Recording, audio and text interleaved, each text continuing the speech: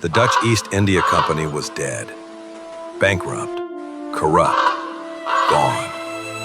After nearly 2 centuries, the world's most powerful corporation had finally collapsed. So the story should have ended there. The Dutch packed their bags, sailed home, and left the islands behind. Except, that's not what happened. Because when the company died, something even more powerful took its place.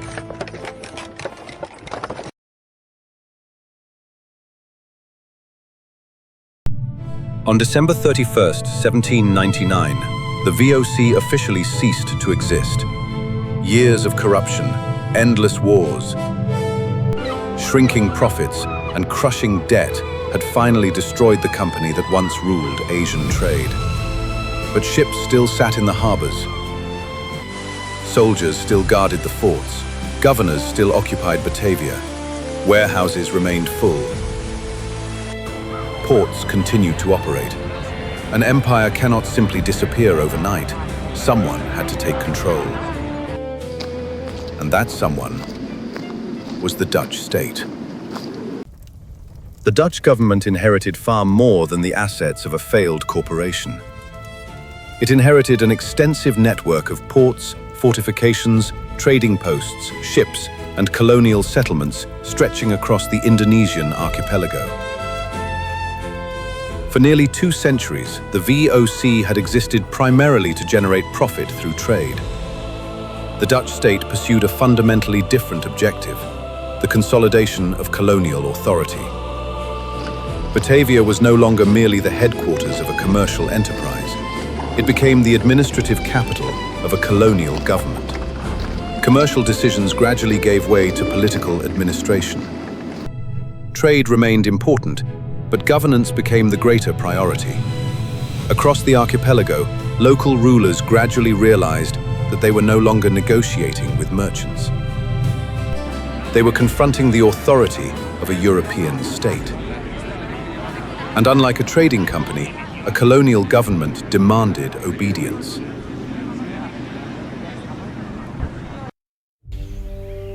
The expansion of Dutch authority was not accepted without resistance. Across the Indonesian archipelago, local kingdoms and regional rulers challenged the growing reach of the colonial government. Some resisted through diplomacy, others took up arms. From Java to Sumatra, from Sulawesi to Bali, conflicts erupted as local rulers sought to preserve their sovereignty against Dutch expansion. Among the most devastating was the Java War of 1825 to 1830. Led by Prince Diponegoro, the conflict claimed hundreds of thousands of lives and became one of the most expensive wars the Dutch had ever fought in the East Indies. Yet victory brought no lasting peace. Maintaining control required more soldiers, stronger fortifications, expanded roads, and permanent colonial garrisons across the archipelago. Every campaign placed an even greater burden upon the colonial treasury. By the end of the conflict, the Dutch government had secured greater control over Java, but at an enormous financial cost. Once again, the colony faced the same question that had haunted the final years of the VOC. How could such an expensive empire continue to sustain itself? The answer would reshape the lives of millions. In 1830, the Dutch colonial government introduced a new economic policy known as the Cultivation System. Under this system, many farmers in Java were required to devote a portion of their land and labor to the production of export crops, including coffee, sugar, indigo, and later, tea. Rather than growing food for their own communities, much of their harvest was destined for markets thousands of kilometers away in Europe. The system transformed Java into one of the most valuable colonial economies in the world. Vast quantities of agricultural products flowed through Batavia before being shipped to the Netherlands. The profits helped restore Dutch public finances after decades of costly wars and colonial administration. For the Netherlands, the system proved remarkably successful. For many communities in the colony, however, the burden was far heavier. Crop failures, forced labor obligations, and the prioritization of export agriculture contributed to hardship in many regions. The wealth of the colony helped finance the prosperity of a European kingdom. Yet, no empire, however powerful, lasts forever.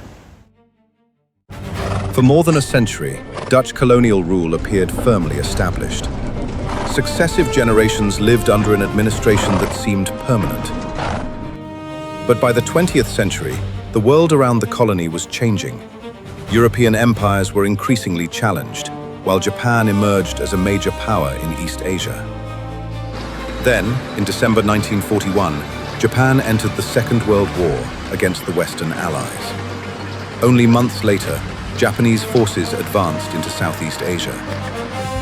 In early 1942, they invaded the Dutch East Indies. The Dutch colonial government was unable to withstand the rapid Japanese advance. Batavia fell. Dutch forces surrendered, and Japanese troops took control of the colony. An administration that had survived wars, rebellions, financial crises, and the collapse of the VOC had been dismantled in a matter of months.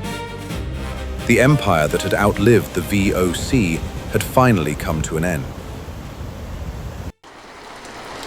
Dutch rule in the East Indies had come to an end, but the history of the Netherlands held another curious contradiction. Its national anthem, the Wilhelmus, begins with a declaration of loyalty to the King of Spain. Why would a nation whose independence was forged in rebellion against Spain continue to sing those words centuries later? The answer lies in the story of a prince, a rebellion, and a war that helped create the Netherlands itself. But that's a story for another time.